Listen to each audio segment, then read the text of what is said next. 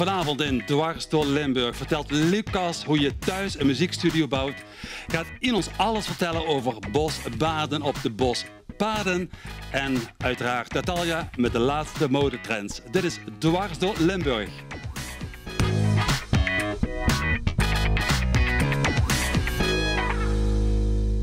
Elke week bespreken we lifestyle en cultuur met onze experts. En vanavond zijn dat In en Lucas. Leuk dat jullie er weer zijn.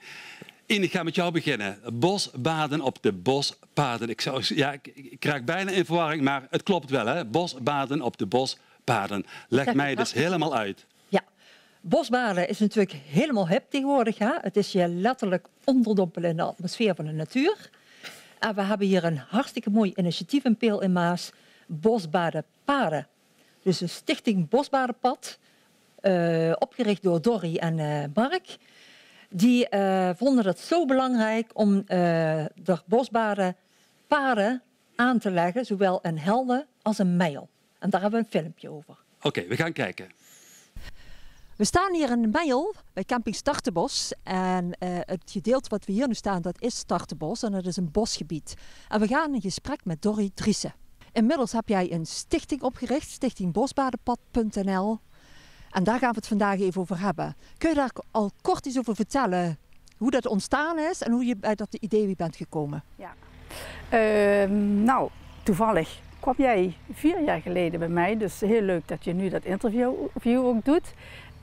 Ongeveer 4 jaar geleden voor Rundje Koelberg. 10 jaar bestaan was dat toen. Klopt. Ja, wil je een themawandeling uitzetten? Nou, daar ben ik gaan bedenken van, nou, en wat zou dat dan kunnen zijn? En dit is een bosbadenpad geworden, toen een bosbadenwandeling. Zintuigelijke opdracht heb ik toen gemaakt, allemaal op bordjes geschreven en die aan de bomen gehangen.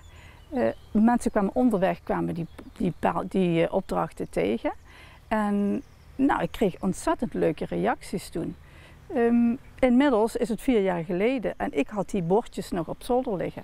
En nu in de coronatijd zijn de mensen heel intensief gaan wandelen. Het was een van de weinige dingen die nog mocht.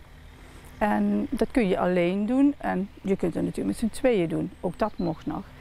Ik denk, ik ga die bordjes van zolder halen en ik hang die aan de bomen. Kun je kort uitleggen, wat is bosbaden? Nou, bosbaden is je onderdompelen in het bos. Dus de atmosfeer van het bos, van de natuur, in je opnemen. Niet alleen wandelen, dat is natuurlijk ook al heel gezond. Maar vertragen, je openstellen, je zintuigen openzetten. Zodat je ook hoort, ziet, proeft, ruikt wat er in je omgaat. Of wat er om je heen eigenlijk gebeurt. Dus vooral vertragen en die zintuigen gebruiken. En wat doet het dan met je? Waarom moeten de mensen dit gaan doen? Ja, nou, gaan doen? Het geeft je een gezonde boost, hè? Het ontstrest. Dus als je gestrest bent en je gaat wandelen, is het natuurlijk heel goed dat je beweegt. Hè? Je vertraagt al iets.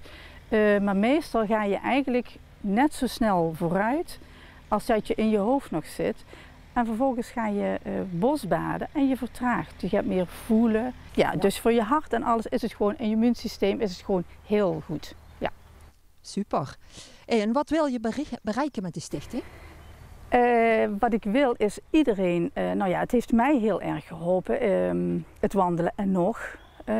Om tot rust te komen op momenten dat ik dat nodig heb en had.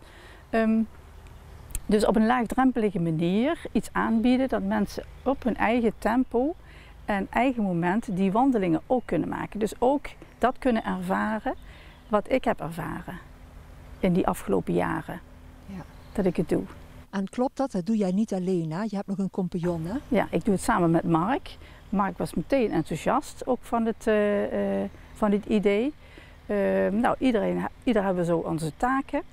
En we willen ook iedereen eigenlijk de mogelijkheid geven om het te doen. Dus het wordt gekoppeld aan de knooppunten die er reeds bestaan. En dat. Dus ik zou zeggen, we gaan even wandelen. En voordat we even gaan wandelen, waar kunnen de mensen straks gaan bosbaden? Ja, er komen 3 routes eigenlijk. 2 in Helden. Daar het centrum is op de berg, restaurant op de berg. Van daaruit komen er 2 lussen, 1 naar rechts en eentje naar links. Dus daar is een pauzeplek. Daar kun je een keuze maken van nou, ik ga die tweede route maak ik ook nog. Of ik ga alleen die eerste. Want vertragen wil zeggen, het is een route van 5-6 kilometer. Daar mag je best een paar uur over doen. Ja, ik denk dat de heel veel denken van, oh, 5 kilometer, oh, die heb ik in een uurtje klaar. Maar dat is niet de bedoeling. Nee, het mag natuurlijk. Staat iedereen vrij. En de paddenstoelen die staan onderweg met de opdrachten. Nou ja, iedereen heeft een eigen keuze of die wel of niet uit te voeren. En hoe lang dat je dat, nou ja, hoeveel tijd heb je daarvoor om die inderdaad uit te voeren. Nou, de ene spreekt je misschien wat meer aan dan de andere. Dus nou ja, dus vrijblijvend, en dat vind ik juist het fijne van dat je het in je eigen tempo en eigen manier kunt doen. En op je eigen tijdstip. Ja. Je zei bij restaurant Doptenberg en Helden 2 routes. En waar kunnen ze in Meijel terecht? In Meijel start je route ter hoogte van het voetbalveld. Dus daar kun je ook parkeren. En als je dan het bos inloopt, dan start daar de knooppuntenroute. En dat is een iets langere route van 8 kilometer. Dus dan gaan we vervolgens naar het kanaal. En nou ja, dat is een hele mooie route. En ook een hele andere route weer dan die van Helden. En met hele andere opdrachten. Leuk, ja, super. Ja. Want wij zien op de achtergrond hebben wij al een paddenstoeltjes voormodel. Maar jij bent eigenlijk nog op zoek naar gelden om die paddenstoelen te financieren. Klopt dat? Ja. Het idee was gekomen van de VVV. Die stimuleerde om het in 3 talen te doen. Okay. Toen kwam het idee van de paddenstoel. En daar heb je 4 vakken. Nou ja, 3 die zijn bezet met de tekst. 1 in het Nederlands, 1 in het Duits, 1 in het Engels. En de achterzijde is een mogelijkheid om die paddenstoel te adopteren. Het kan een familie zijn, vriendengroep, onderneming. Daar komt dan de naam of een logo van jou op te staan. En hoe leuk is het dat je eigen paddenstoel in het bos staat en die je dan tegenkomt al wandelend. Fantastisch, super. Ja. En waar kunnen de mensen terecht voor meer info? Nou, je kunt, dat staat op www.bosbadenpand.nl. Samen voor de buurt is de crowdfunding nu van. Die is gestart op 9 maart en die is tot 20 april. Oké, dus kijkers voor 20 april even reageren. Ja, dan gaan wij nu samen even de wandeling in. Heel goed, ja. Nou, interessant. Ja, leuk hè? Ja. En ik heb begrepen dat het alleen maar overdag is, hè? Bosbaden? Nee, ja. Je kunt ook 's avonds gaan bosbaden. bosbaden. Je kunt die sterrenhemel gaan bekijken. Ja, over sterrenhemel gesproken. Ik heb van Lucas begrepen dat James Webb al 20 jaar bouwt aan een telescoop. En nou, als ik aan een telescoop denk, dan denk ik van Galileo 400 jaar geleden. 2 lensjes en hij kon al heel wat zien. Maar nu is er natuurlijk iets heel anders, hè? James Webb heeft een telescoop gebouwd met 16 lenzen. En nu hebben we inderdaad fantastische beelden. Ja, het zijn geen lenzen, het zijn geen 18 lenzen, het zijn 18 spiegels.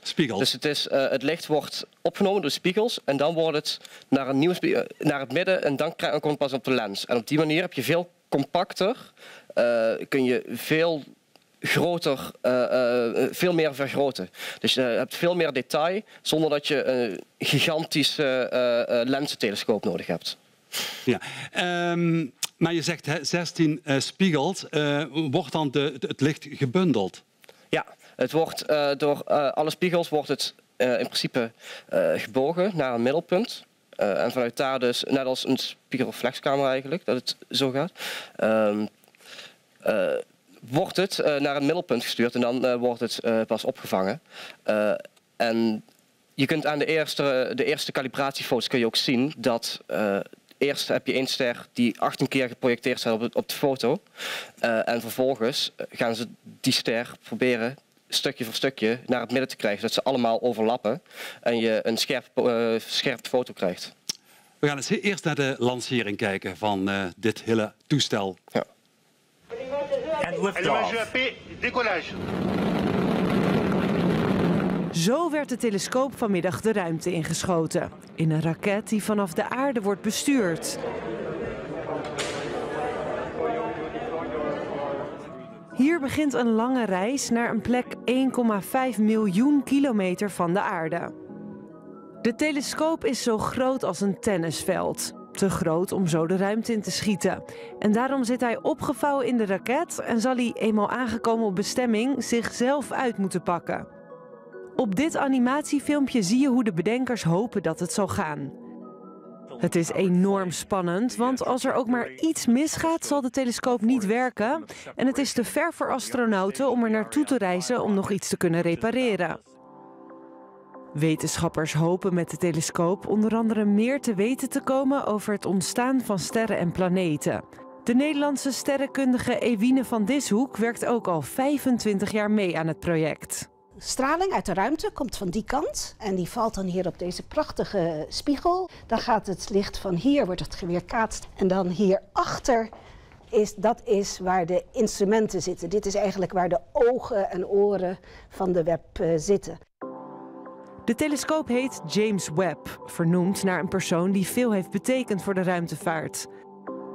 Door warmtestraling op te vangen kan de telescoop beelden maken van sterren die lang geleden heel ver weg in de ruimte bestonden. Heel even terugkomen op het bosbaden. Hè? Wat doet het met je? Ik bedoel, behalve sterren kijken, dat was even een bruggetje naar Lucas. Maar wat doet dat bosbaden met je? Als je in de natuur bent, dan gaat we hebben in ons lijf, dat heb ik al eerder verteld, 2 systemen. Een actiesysteem en een rustsysteem. En we staan eigenlijk bijna altijd aan. Dus ons actiesysteem is aan. Dus dat betekent dat wij in paraatheid staan voor te vechten of te vluchten. En als je juist het bos in gaat en je doet dat in cognitieve stilte, dus je probeert je denken uit te schakelen en je gaat bewust vertragen, dan gaat je rustsysteem aan. En bij het rustsysteem, daar horen alle herstelprocessen bij. En als die aangaan, dan kun je letterlijk jezelf helen. En dat is zo goed voor je lijf, maar ook voor je mind. En is het iets nieuws? Is dat nooit eerder uitgevonden, nooit eerder aan gedacht? Jawel. Want het bosbaden in het Japan, Shinrin-yoku, daar komt het vandaan. Hebben ze ongeveer 40 jaar geleden bedacht in Japan. Omdat ze daar merkten van, onze mensen worden steeds meer gestrest, krijgen steeds weer meer welvaartsziektes. Dus hebben ze dat bedacht, maar het is eigenlijk gebaseerd op oude rituelen van het Shintoïsme. En het Shintoïsme, dat is de geloofsovertuiging van de natuur. En dat heerst heel erg in Japan. En daar hebben ze de overtuiging dat alles een ziel heeft. Of het nu een boom is, of een plant, of een dier. Alles heeft een ziel. Dus het is eigenlijk heel oud. Oké. Dankjewel, In. Ik ga een keertje doen. Zeker doen. Kom maar een keer mee. Doe ik. Lucas, de foto's, die zijn in het begin, de voorganger, de Hubble, als ik het goed heb, die had eigenlijk scherpere foto's. Hoe komt dat? Dat komt omdat die is natuurlijk al jaren in gebruik. Deze moet nog helemaal worden afgesteld. We hebben nu de eerste foto's die scherp zijn, maar dat is dus de spiegels die allemaal gefocust zijn op hetzelfde punt. Nu moet de lens nog afgesteld worden. Maar als je naar de laatste foto kijkt, dat is een engineering foto, nog geen wetenschappelijke foto. Dat is puur om te kijken of alles goed stond. Die is al behoorlijk scherp en die kijkt veel dieper in het universum dan de Hubble-telescoop al deed. Dus ja, de Hubble-telescoop die kijkt dichterbij, maakt scherpe foto's ervan. Logisch. Deze kijkt nog eens, duizenden, misschien miljoenen keren verder. Deze kan in principe kijken tot de rand van wat we kennen. Ja, en voor hen is het niet een bepaalde angst van, het moet nog allemaal goed komen, dat uitlijnen van het zal wel goed komen. Ja, die angst is er zeker. De Hubble-telescoop bijvoorbeeld, daar is nog een hele dure operatie voor geweest.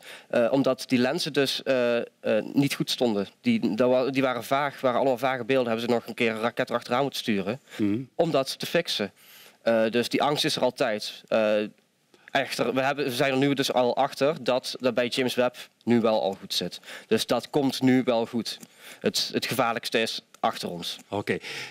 Wat hebben wij als regio aan zo'n project? Nederland heeft de spiegels ontworpen, heeft ze gemaakt, geproduceerd. Dus ik weet niet in welke regio dat zal zijn geweest. Maar daar hebben we als hele land natuurlijk wat aan. Want ja, de prestige van dat wij dat hebben gedaan. Dat blijkbaar Nederland de beste spiegels maakt voor deze doeleinden. Ja. En ik zag een vrouw bezig in het filmpje. Ook bijzonder. Ja, de wetenschap wil natuurlijk al heel lang meer vrouwen hebben. Het is alleen maar goed natuurlijk dat het gebeurt uiteindelijk. mag nog veel meer. Ook in de IT, waar ik zelf werk, is nog steeds 90% man. Dus daar moet verandering in komen. Het is goed dat het eindelijk gebeurt. Goed. Lucas, wellicht hebben ze vanaf daarboven ook het Fashion Festival gezien in Panningen. Maar Natalia was er in elk geval wel bij afgelopen zondag. We gaan er naar kijken.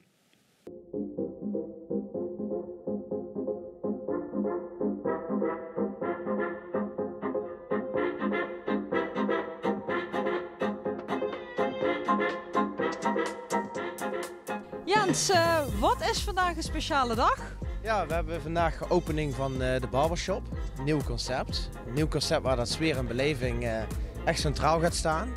Dus kom allemaal maar eens kijken.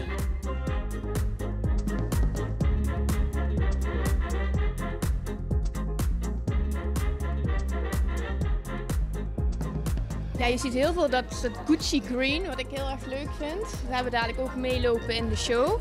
Dus die tassen zijn nou even hier een beetje weg. En toch ook dat nude, beige, dat blijft. Ook dadelijk in de zomer of in de winter weer. Winter natuurlijk al ingekocht. Ja, ik vind het gewoon leuk dat het in de winter weer eens wat anders is, een zwarte tas. Dus nu, als je nu een lichte tas aanschaft, kun je hem dadelijk ook weer doordragen. En is het nog steeds dat je zeg maar de portemonnee matcht aan je tas of hoeft dat niet meer? Nou, het zijn eigenlijk twee dingen. Of je matcht hem, je koopt echt een complete set. Of je koopt bijvoorbeeld in hetzelfde leer of in hetzelfde lijn. En dan pak je een andere kleur, omdat je hem dan de portemonnee terug kan vinden makkelijker in je tas. Oh, maar dat is slim. Dat is een goed tip. Een gekleurde portemonnee valt op, ja.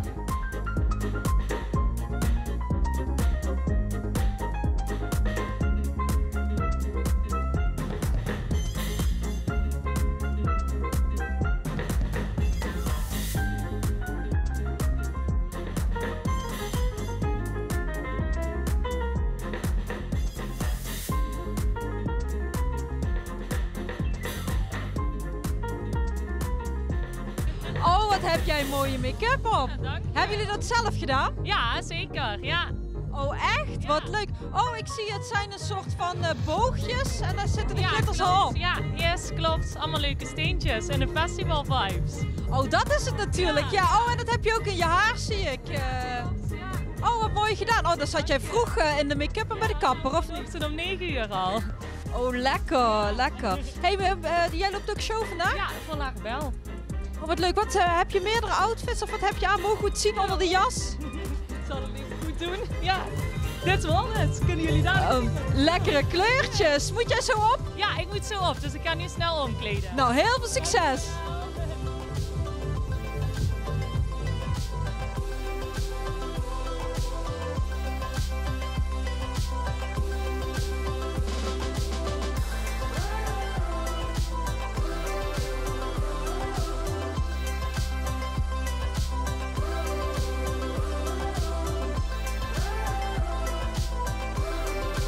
Wat heb jij een mooie sieraden om? Ja?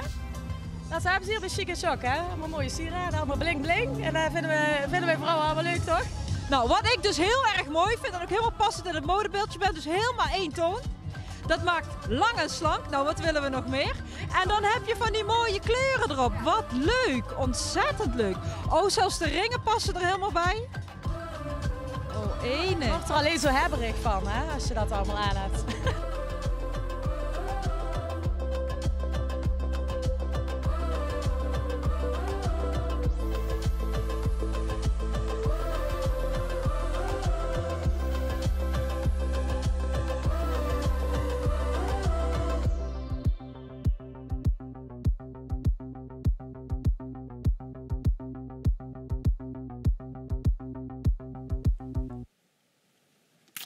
Ja, ben je ook zo hebberig geworden afgelopen zondag? Iets aan je vingers blijven plakken? Nee, dat niet. Maar wat dat ik zo grappig vond, is dat, herken je misschien ook nog wel, die colbertjes, zag je dat? Die grote schouders. Ja, dat waren jaren 80 ja. Hadden we echt zo'n spacekappen in die jasjes zetten. Ja. En dat zie je nu weer een beetje terug. Kijk, heb je nog hangen? Nee, helaas. Ja, ook. Lucas, bij jou iets aan blijven plakken afgelopen zondag? Want ik hoorde ook dat ze laptoptassen hadden. Dus iets voor de heren kan altijd, blijkbaar. Oh ja, want heren willen natuurlijk alleen maar laptoptassen. Ja. Ja. Onder andere. Nou, maar ik hoor dat het inderdaad te koop is. Ik zie een kastje bij hebben, maar daar gaan we het nog niet over hebben. Ik heb begrepen dat er een VPN is. En dat is een oplossing voor je privacy. Kun je me uitleggen wat VPN precies is? Dat is wat ze zeggen, hè? Oplossing voor je privacy. Ja. Dat ga ik een beetje proberen te ontkrachten. Ja. In principe, het staat voor Virtual Private Network. Protocol, VPN-protocol. En het is in principe, je gaat het internet op via een tunnel en dan ga je vanuit een andere locatie, lijkt het alsof je het internet opgaat. Dus op die manier ga je niet rechtstreeks via Ziggo, KPN of weet ik veel wat, maar via een derde partij. En op die manier kunnen Ziggo en KPN en zo, die kunnen ook niet bij jouw internetnetwerkverkeer. Kunnen ze ook niet zien. En voor wie is het precies bedoeld? Google wel. Ja, dat is een van mijn punten. Voor Google ren je bijna niet weg. En heel veel mensen denken wel dat als je VPN gebruikt, dan ben ik veilig, niemand weet wie ik ben. Maar mijn werk bestaat momenteel voor ongeveer 50% uit het te slim af zijn van Google. Want wij maken een tool voor onderzoekers die anoniem willen onderzoeken. En dan moet je niet hebben dat Google meekijkt. En iedere keer hebben ze weer iets nieuws. Dan heb ik weer op bedacht om het weer anoniem te maken en dan hebben ze weer iets nieuws gezet. Dus het hele kat-en-muisspel waar we mee bezig zijn. VPN is niet alles. Het is voor de meeste mensen ook niet nuttig, want de argumenten waarmee ze komen is, je kunt veilig internetbankieren. Dat kunnen we al. Dat wordt al versleuteld overal. En als het niet versleuteld is, dan zegt je bankapp of zelfs je browser zegt gewoon al van nee, gaan we niet doen. Want ja, wachtwoorden, weet ik veel, allemaal wordt al versleuteld. Dat kunnen ze al niet zien. Ja. En in plaats van dat je dan dus zegt van, maar ik vertrouw Ziggo en KPN niet. Ik geef het nu aan een willekeurige partij in Panama of weet ik veel welke staat die er €2 per maand voor vraagt. Dan weet je niet wat privacy inhoudt. Eigenlijk is het dan goedkoop, duurkoop, hè? Ja, zeker weten. Ja, als iets goedkoop is op het internet of zelfs gratis en het is een service, ga er maar vanuit dat jouw data in de schappen ligt. En daar krijgen ze veel meer voor. Daar verdienen ze het geld mee. Wordt het niet meer uit angst geboren? Ja, ze proberen zeker bang te maken. Maar ja, onterecht voor de meeste gevallen. Als er geen hackersgroepering achter je aan zit of weet ik veel wat, dan hoef je eigenlijk nergens bang voor te zijn. Er zijn legitieme toepassingen. Journalisten in Rusland en in China die niet vrij kunnen spreken. Weet ik veel. Dus voor mijn Facebook-account hoef ik niet zo bang te zijn? Ja, voor Facebook moet je wel bang zijn. Dat is dan hetzelfde als Google. Nou ja, dat is weer een discussie op zich. Daar hebben we het de volgende keer over. Want als wij nu samen bij elkaar, we hebben allebei de telefoon bij ons. Dan krijg ik, als ik thuis ben, dan krijg ik ineens allemaal berichtjes van Nick bijvoorbeeld. Dus dan heeft hij gezien dat wij een connectie hebben of bij elkaar in de buurt. Ja, ik weet nog steeds niet precies hoe ze dat doen. Maar waarschijnlijk is het als je dus allebei Facebook hebt geopend vanuit hetzelfde netwerk, dus hetzelfde IP-adres, dan denkt Facebook van die kennen elkaar, maar ze zijn nog geen vrienden. Laat ik die eens voorstellen aan elkaar via suggesties. Dus dat is altijd wel een beetje grappig. Ja. Lucas, je hebt ook een filmpje meegenomen hè, over VPN. Ja. Dat neemt een beetje alle reclames van YouTube die gesponsord worden door NordVPN, ExpressVPN, weet ik veel allemaal, een beetje op de hak. Dus gaan we kijken. En wat is jouw tip nou? Tenzij je echt onder die groep valt die ik net noemde, zou ik niet een van deze partijen kiezen voor mijn VPN die er €2 voor vragen. Dan zoek een andere oplossing. Er zijn veel betere oplossingen. We gaan even naar een filmpje kijken. Do you want to hide your sexuality from your college administrators? Do you want to download huge amounts of pirated content with an extremely low, but not zero risk of being found out? Are you planning an assassination and want to hide your tracks? Then you need VPN, the best choice for gay people, pirates, assassins, and gay pirate assassins. VPN is a tool that can be used both for good and evil, and it's extremely unlikely to be a front for the FBI. But you should know, unless you're being personally targeted by well-funded hackers using exploits that the world doesn't know about yet, it doesn't make your passwords and financial data any more safe. They're already pretty safe. And if you are being targeted by hackers like that, you have bigger problems. But if you want to hide your identity, pretend you're in another country, or make sure your connection is secure as you work out the lethal doses of particular chemicals, then go to .com/honest voor. Interessant, Lucas. Ja. Dus laat het maar aan mij voorbij gaan. Ja. Dankjewel. Gelukswandeling. Het klinkt weer heel gelukkig, happy, wandeling. Heb je afgelopen weekend gedaan? Klopt. Vertel mij daar alles over. Wat hebben wij gedaan? De bibliotheek Maas en Peel die heeft een jaarthema. En het jaarthema is geluk. En onder dat thema geluk organiseren zij allerlei activiteiten. En eentje daarvan was de gelukswandeling. Dus toen heeft de medewerkster van de BIEB, Hai Steegs, aan mij gevraagd van, goh, willen jullie daar iets in betekenen? Want Hai, dat is een super routebedenker, onder andere ook van Rutje Koeberg. Daar ben ik zelf ook vrijwilliger van, dus zo was die link gelegd. En of ik dan ook iets wilde vertellen over geluk. Want geluk heeft ook wel weer een bruggetje met dat bosbaden waar we het net over hadden. Daar word je ook heel gelukkig van, althans ik. En zodoende hebben wij een gelukswandeling door Panningen georganiseerd met allerlei hotspots, om het maar zo te noemen. Maar het gaat niet om die hotspots, het gaat om van, hoe beleef jij zelf geluk? Durf jij een definitie van geluk te geven? Wat zou geluk betekenen? Geluk. Misschien de simpele tegenhanger dat je niet ongelukkig bent. Oh, dat is grappig, want dat zei een van de deelnemers ook. Geluk kan je eigenlijk omschrijven, letterlijk heb ik hier opgeschreven, het tevreden zijn met de huidige levensomstandigheden. En daar hebben ze zelfs een formule voor. Geluk is werkelijkheid min verlangen. Oh, dus het verlangen is vaker mooier dan het hebben. Ja, maar verlangen kan ook lijden betekenen. Want als je het verlangen niet kunt vervullen, dan kun je daar last van hebben. Dan kan dat een negatief effect van hebben. En dat ligt eraan hoe je daar zelf over nadenkt natuurlijk. Maar dat is het wel. Als je tevreden bent met je huidige omstandigheden en je hebt geen verlangen, maar ook geen afkeer, want afkeer is ook wel zo'n negatief iets, dan kun je in zo'n gelukkige staat van zijn. Ik ben in het hier en nu en ik ben tevreden. Dus we gaan even naar een impressie van afgelopen weekend kijken. Ja.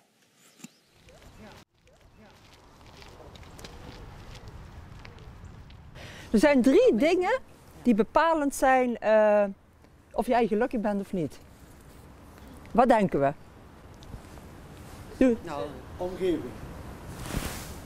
10 punten. Sociale omgeving, denk mensen om je heen of mensen... En goede zin. Goede zin. Ja, dat is gedrag, gedachten. Rust. Rust, ja.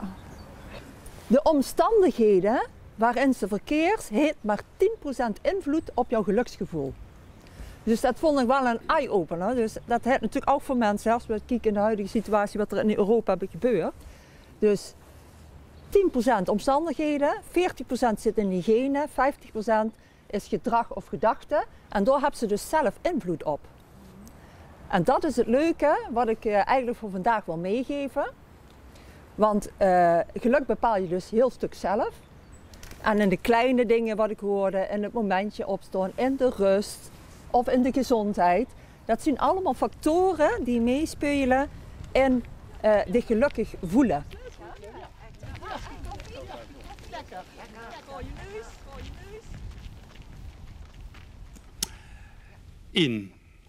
Wat hebben de mensen precies opgestoken na zo'n ochtend- of middagwandeling? Ja, wat wij hebben gedaan is, we hadden een route van 5 kilometer. Alle lof aan Hai. Hij had hem bedacht. En dan zijn we gewoon langs allerlei typische punten door Panningen. Van een hele oude eikenboom tot de ringoven, tot wat kunstwerken, langs een oude school. En dat zijn toch wel typische kenmerken die iedereen wel weet. Ook een stukje langs de kerk, de oude pastorie van 1889. Allemaal dat soort dingetjes. En wat het leuke was, dat er onderweg heel veel verhalen op gang kwamen. Dus dan krijg je ook een interactie. Want voor jou is geluk heel anders dan voor jou. en weer anders voor iemand anders. En door wat handvaten te geven en ook wat openingen van, ja, als je kijkt naar een oude boom, de een kan denken, ja, wat is dat voor een oude boom? En de ander, die liep al naar school toen die een klein manneke was, 50 jaar geleden, ik noem maar iets.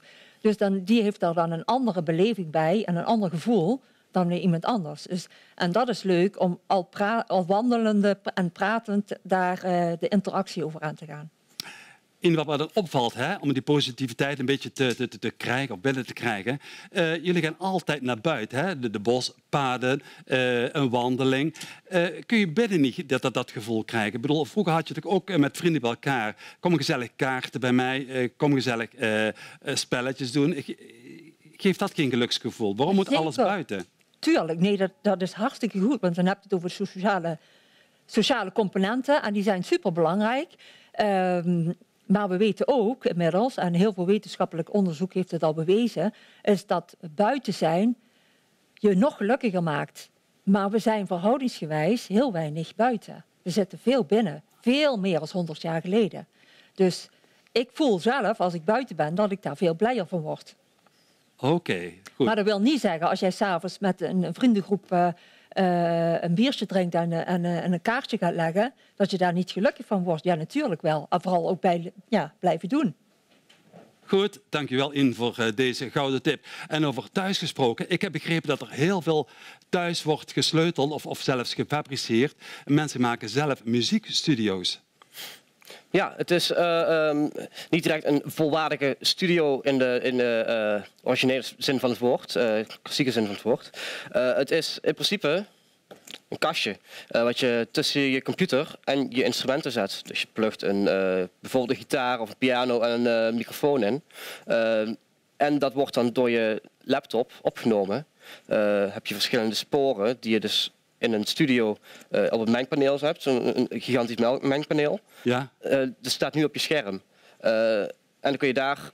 met de muis of gewoon touchscreen kun je de schuiven opengooien. Ja, en op die manier kun je als amateur vrij goedkoop eigen nummers maken, eigen nummers opnemen die nabij studiokwaliteit zijn, afhankelijk van hoe goed je zelf bent in het mixen en masteren van de nummers. Ja. Want jouw passie is ook muziek, hè? Zeker weten, ja. Ja? Want ik heb begrepen dat zelfs Rob en Hezen met zo'n kastjes werken, met zo'n minimale apparatuur. Dat weet ik niet direct, hoe zij opnemen.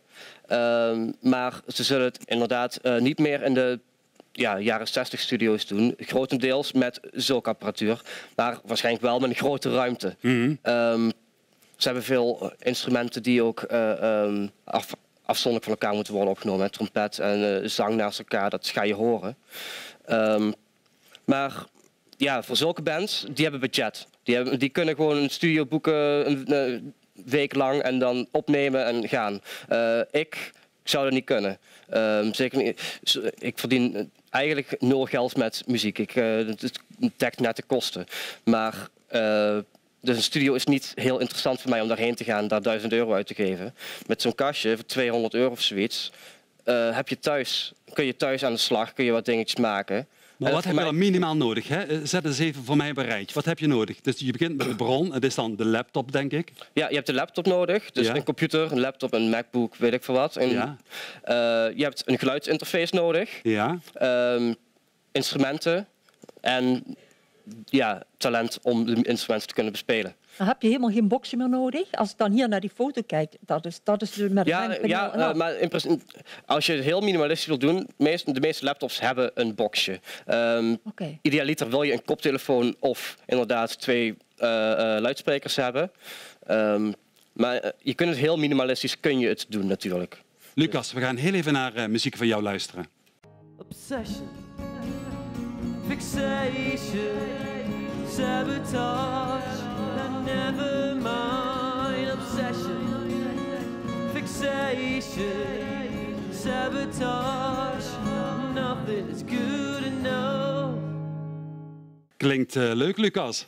Ja, dankjewel. Nou, ga je ook dan muziek componeren, zelf muziek schrijven? Is dat een voortvloeisel daaruit vaak? Kan het zijn? Ja, het nummer wat we net dus hadden, dat heb ik dan geschreven met de Muziekkantine week voor een paar weken terug. Samen met de andere bandleden natuurlijk. En ik was heel enthousiast. Waren de echte studio ingegaan met die nummers. En ik wilde niet wachten totdat die binnen waren. Dus toen ben ik zelf ook gaan opnemen thuis. Maar ja, muziek schrijven, dat komt er inderdaad ook uit voort. En dan opnemen, dat motiveert ook. Dan wil je doorschrijven, want het klinkt leuk. Het klinkt goed. Dan wil je dat het af is. Duidelijk. Ja. Lucas, we gaan weer van binnen naar buiten. Want leg me uit. Het Outdoor Mind Food Event. Outdoor Event. Het is een hele mond vol, hè? Inderdaad. Het is een lange titel en die behelst ook veel. Dat is een event, dat wordt 8 mei georganiseerd in Venlo op de Grote Heide. En daar komen allerlei bedrijfjes en mensen te staan die iets met leefstijl hebben. En leefstijl, ja, je hebt het al gezegd, body, hè? Dus lichaam, geest, voeding, outdoor activiteiten. Dus eigenlijk alles wat met leefstijl te maken heeft, dat is daar te vinden. Dus je kunt er gewoon weer buiten een gezellig dagje uitmaken. En je kunt er toch ook wat kennis op doen. En je kunt er workshops volgen. Of je kunt daar een massage laten doen. Of een coaching sessie. Of je kunt gewoon informatie ophalen. Of gewoon lekker buiten zijn. Even voor de duidelijkheid. Waar is het precies te doen? Het is op de Grote Heide in Venlo. Het adres weet ik even niet uit mijn hoofd. Maar het komt op social media heel veel voorbij. Dus we zijn nu aan het promoten, zeg maar, wie er allemaal op dat event komt te staan. En die worden allemaal geïntroduceerd. Maar de Grote Heide, voor de mensen in Venlo, dat is de gasterie. Daar kun je verzamelen. Dat is een verzamelpunt met parkeerplaatsen. Daar is ook het zweefvliegtuig, de vereniging die daar zit. Ja, dat is een prachtig natuurgebied tegen de Duitse grens aan. Dus je kunt er ook nog een lekkere wandeling maken en je kunt het event bezoeken. Ja, weer een wandeling. Ja, sorry. Het blijft gezond. Maakt niet uit. We gaan kijken wat we dit weekend nog meer allemaal kunnen gaan doen. De stichting Sportgala Pellemaas organiseert vrijdag het Sportgala van de gemeente Pellemaas van 2020 en 2021. Vanaf 8 uur in Dok 6 in Panningen. Je kunt het ook live volgen op Omroep PNM. Zondag een concert van het Maasbrees Mannenkoor met medewerking van solisten, strijkerskwartet en piano. Dirigent Jan Mertens laat weer de mooiste klanken horen van het Maasbrees Mannenkoor. De opbrengst gaat naar Oekraïne en het vindt plaats in het gemeenschapshuis van Maasbree. In Panningen opent zaterdag Dance Studio Emotion bij de Piershallen. 's Middags is er een open dag. De molens draaien dit weekend op Molendag. De Sint-Antoniusmolen in Kessel, Watermolen van Balo en de Grabbebeer in Bezel doen ook mee met een recordpoging, molens draaien. En dat doen ze op zaterdag tussen 11 en 12 en tot 4 uur is er dan een open dag. Ook start op deze dag een nieuw vrijwilligersteam bij de molen in Kessel. Op zondag vindt het persoonlijk Nederlands kampioenschap beugelen plaats in Maasbree. En meer vind je op onze site omroeppnm.nl. Dankjewel In en dankjewel Lucas. We gingen weer dwars door Limburg. Heb je nou ook een tip? Mail hem naar dwarsdoorlimburg@omroeppnm.nl. Tot volgende week weer.